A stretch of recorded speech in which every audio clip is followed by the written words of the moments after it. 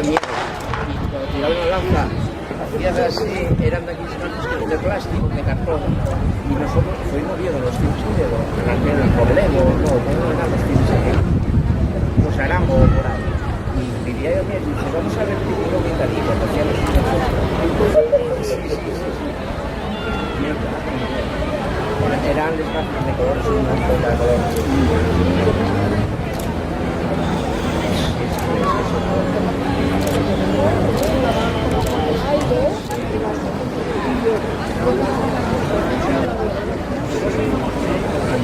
Yo manejo ahí, ¿sabes? Yo sé como Frank lleva unos barreños así, yo creo que fue esto lo que me hizo un estómago y me eché la culpa a la película.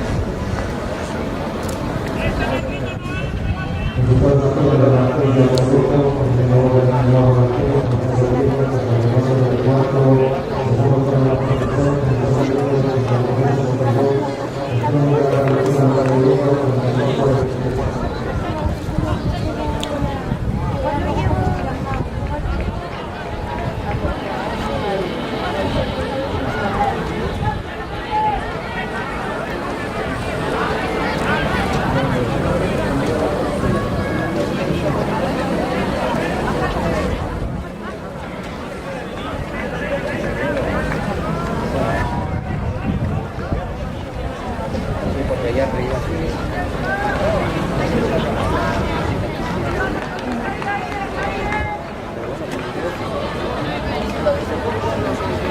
No, aquí lo dice mal. Mira. Un escalado de una esquina delante.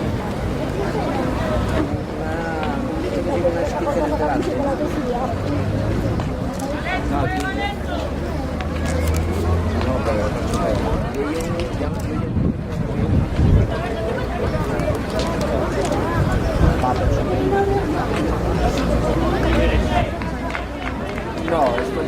un jugador, por mí.